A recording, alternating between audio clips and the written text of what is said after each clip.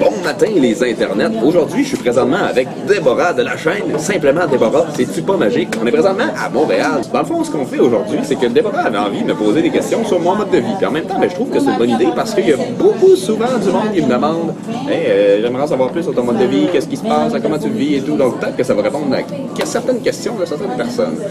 Puis dans le fond, on va mettre 5 questions dans cette vidéo-là, puis les 5 autres questions vont être dans la description, ici-bas, sur sa chaîne. Oui. Abonnez-vous en passant, elle fait vraiment des vidéos super cool sur plein de sujets. Oh, ça va tout. Elle fait des débats, tu sais, avec elle-même, là, des trucs bizarres de même. La meuf qui se fait des débats toute seule. Ouais. Fait que c'est ça. Here we go. Première question. Ton lieu préféré pour vivre? Le bois. Là, voilà. Mais tu sais, Sur le bord d'un lac. autre que genre le lieu, parce que moi j'aurais pu te dire ma maison, mais tu en s'en fous. Mais je parle genre du lieu dans le Québec ou quoi? Le parc La Vérandrie. Le parc de là? Vérandrie. D'accord, c'est où ça? C'est entre l'Abitibi et Mont-Laurier, entre les Laurentides puis l'Abitibi, entre Val-d'Or et Mont-Laurier. Moi, je viens de Val-d'or.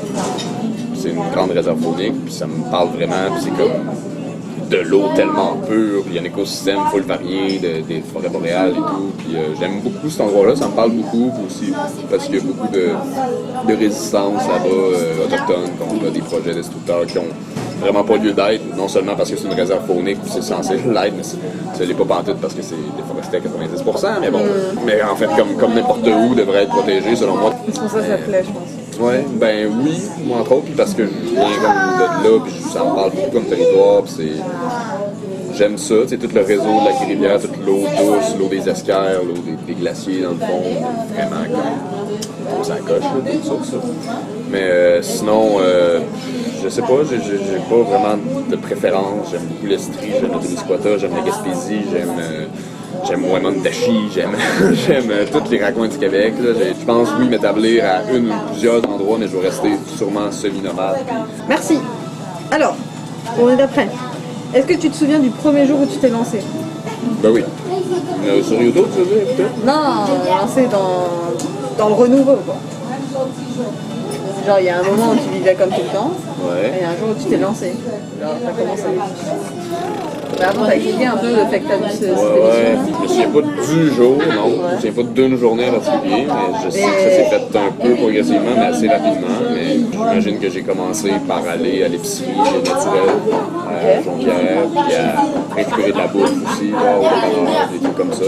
Mais genre, un truc que je comprends pas, c'est... Alors, tu m'as expliqué avant que t'es pas passé de genre vivre de chez tes parents à vivre Ouais.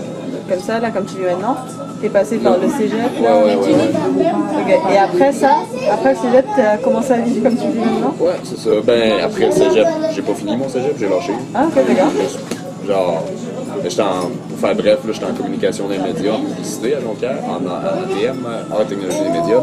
J'ai fait un an là-dedans, ça m'a ouvert les yeux sur la publicité, sur des trucs comme ça.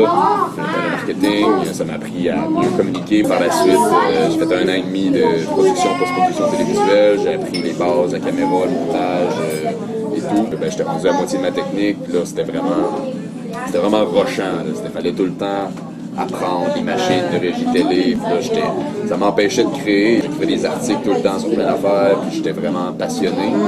Mais vu que l'école, ça demandait d'étudier tout le temps, fait que je pouvais juste pas arriver. Je savais que j'allais faire un burn-out si je restais à l'école. Je te comprends tellement. C'est ce que je fais en ce moment. C'est ça, ouais. Fait que j'ai fait fuck off. Tu sais, je savais que si j'étais resté, j'aurais fini dans un bureau à faire du montage pour une firme américaine, pour des trucs qui sont contre mes valeurs. Peut-être qu'à 40 ans, 50 ans, j'aurais pu devenir réalisateur, puis là, faire passer mes idées, tu sais. C'est là que j'ai dit non, tu sais, faut pas que j'attende ça. Puis en plus, qu'on apprenait que le futur de la télé, c'était sur Internet, ben, c'est là que je me suis dit, c'est pas dans 50 ans, c'est déjà le cas. Fait que j'ai dit, bon, ben, moi, je vais faire mes choses par moi-même, moi, être autodidacte, je vais faire mes choses sur Internet. Et c'est ça. C'est le même que ça a commencé.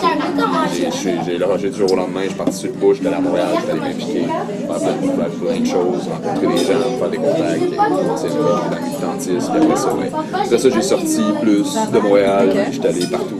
Depuis ce temps-là, je vais partout. Genre, t'as jamais eu peur de... J'ai jamais appris autant que depuis le jour où j'ai lâché l'école. Hein? Non, mais c'est vrai. Non, mais je te comprends. T'as jamais eu peur de te lancer là, comme t'as dit, t'es allé à Montréal, t'as fait comme ça et tout?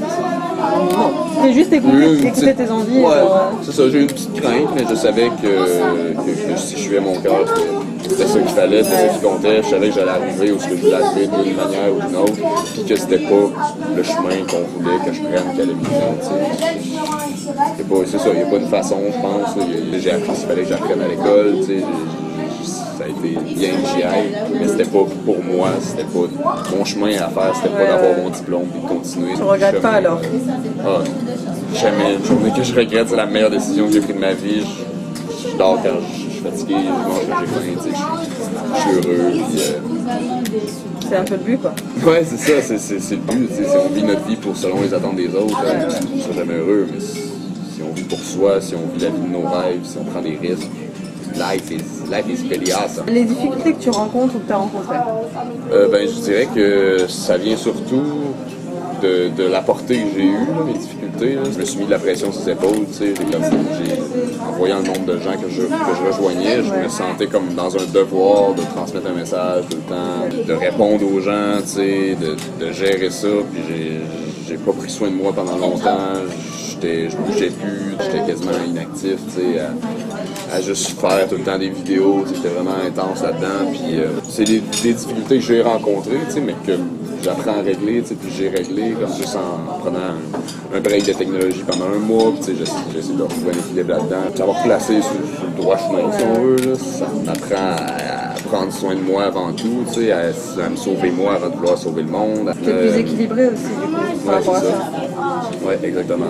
Puis des fois, c'est chiant, on se rend à l'extérieur d'une ville pour aller faire du pouce, des fois c'est compliqué, des fois des petites difficultés comme ça, mais en même temps je trouve tout le temps quelque chose, il y a tout le temps quelqu'un qui m'apporte, la vie est tout le temps parfaite, il y a tout le temps quelque chose qui arrive. J'attends longtemps en faisant du pouce, des trucs comme ça, mais je me dis tout le temps, il y a tout le temps un bon côté à ça, là, ça m'apprend à être patient, ça m'apprend à m'endurcir, à rester au froid, ça me rend tout le temps où ce qu'il faut que je me rende. Là. C'est sûr, des fois c'est demandant, des fois c'est comme, des fois t'es tanné d'aller souvent d'un endroit à l'autre. Puis je dirais aussi que dans mon cas, vu que je suis, oui, très sociable, mais je suis aussi très solitaire, j'ai besoin de ma bulle, j'ai besoin de mon temps seul.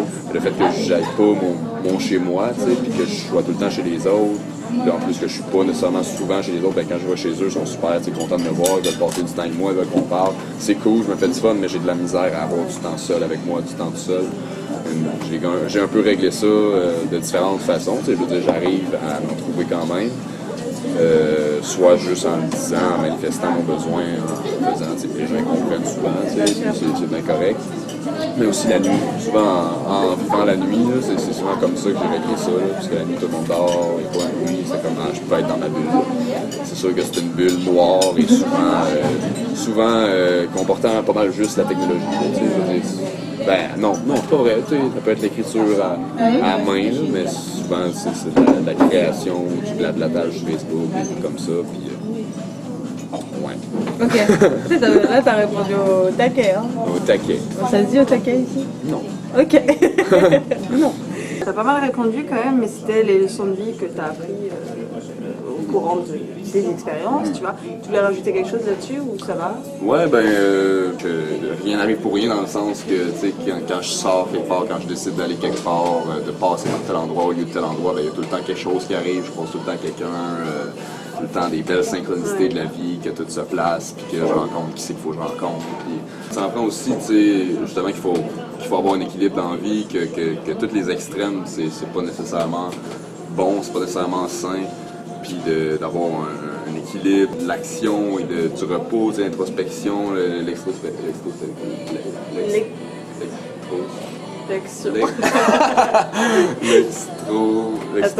l'extroversion, en tout cas, être introverti, extroverti, tout ça. Ouais, on va faire ça comme ça. C'est ça, puis de passer du temps seul avec les gens, l'importance de s'écouter là-dedans, de prendre soin de soi. Que si on veut quelque chose, si on veut que des choses arrivent, si on veut que le monde s'améliore, que nos vies s'améliorent, que ça n'arrivera pas, ça n'arrive pas magiquement comme ça. Il faut faire des choses, il faut aller les chercher, ce qu'on veut. Tu peux participer.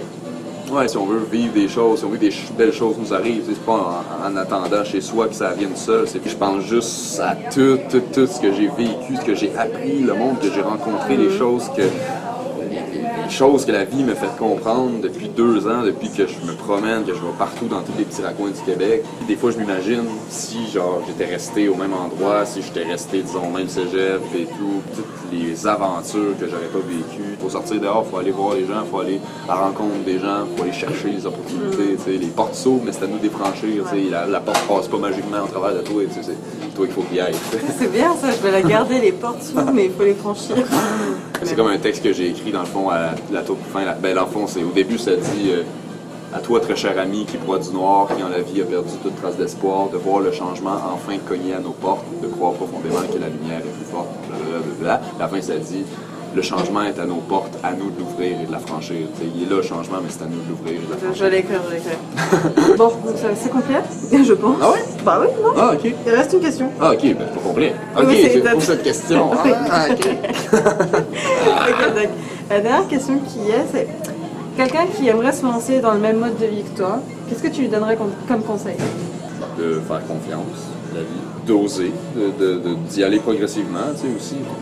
Tu te lances pas, tu sais, comme ça, du jour au lendemain. Tu sais, j'ai commencé facile, j'ai commencé par aller chez ma soeur qui était à Montréal, ensuite j'ai rencontré des amis, là, ils me disaient, ben oui, tu peux venir dormir chez moi sur mon divan, là, comme, ok, c'est cool. T'as la température, c'est sûr, si tu veux en faire l'hiver, je te conseille de pas rester enfermé chez toi, tu sais, mais d'aller t'adapter au froid, de voir si t'es capable de résister aux conditions et tout. D'oser aller voir les gens, d'oser aller vers les gens, tu sais. Une phrase que j'aime bien, c'est celui qui voyage sans rencontrer l'autre, ne voyage pas et se déplace. Puis, C'est vrai, puis d'aller voir les gens, d'aller vers eux, d'aller oser leur parler, oser devenir leur ami, n'importe quoi, c'est super facile, d'apprendre ça pour que les gens aiment ce que tu fais, trouvent cool que tu voyages, te disent « Hey, viens-t'en chez nous » ou n'importe quoi, puis qu'ils t'offrent quelque chose. Oser aller demander aux gens, aller proposer à des fermes n'importe quoi. « Hey, vous avez-tu besoin d'un coup de main en échange pour payer mes loger? » C'est pas nécessairement de vivre comme en misère, puis avec rien, vraiment pas, loin de là. Je pense qu'on a le potentiel de créer nous-mêmes des meilleurs jobs, de résoudre nous-mêmes le problème qu'il n'y a plus de jobs dans les régions, que tous les emplois sont remplacés par des robots, les aînés, les personnes âgées, il n'y a plus de place dans les hôpitaux, il n'y a plus rien, les gens débordent, ils se font maltraités, ils ont toute leur maison, ils sont tout seuls chez eux pour qu'ils se déplacent pour aller jusqu'à l'hôpital pour juste recevoir un petit soin. Moi, je pense qu'il y a des possibilités d'entraide, de juste, bon, ben, tu te fais héberger, nourrir en échange de faire la cuisine pour un monsieur, de faire le ménage, de faire les petites choses de la vie, de couper du bois, de toucher du bois, de t'occuper de n'importe quoi. Il y a du monde qui ont de l'argent, des autres générations aussi qui sont seuls, puis qui n'ont pas d'aide, puis qui ont l'aide à domicile peut, entre autres, peut être une des solutions pour mieux repartager l'abondance, je pense, puis pour que les gens aient des jobs moins demandantes, puis qui sont d'autres choses, qui sont pas juste des trucs monotones que d'être à une caisse, puis de pas scanner des produits toute la journée, c'est des trucs plus humains, des trucs comme ça. Je pense qu'il y a plein d'opportunités, puis il y a plein de façons de vivre autrement, en fait, de partager l'abondance, de voyager autrement, de vivre, d'aller chez les gens au lieu de tout le temps construire nous autres nous-mêmes notre petite maison dans notre coin, alors qu'il y a déjà plein d'espace partout, plein de gens seuls dans leur maison. Je suis pas contre ça, on est correct de se construire une maison et de vouloir être seul. Moi, je veux être seul, je veux mon spot dans la vie, là, mais c'est comme ça. Savoir qu'il y a d'autres façons et que la seule façon d'avoir une bonne vie, c'est pas juste d'aller au cégep, d'aller à l'université, de travailler de ta vie, de ramasser de l'argent, de t'acheter une maison avec une hypothèque, de rester pris avec des dettes jusqu'à genre 35. Il y a d'autres façons de faire, il y a d'autres découvertes, il y a plein de magie, de possibilités, puis le monde des possibilités. C'est vrai. Ben voilà. Fait que c'est ça. T'as répondu à tout. Ben oui, hein. Je suis bon.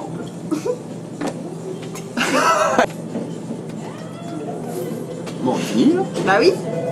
Bah oui, il faut que tu fasses la fin, c'est ta chaîne. C'est ma chaîne? Ah oui?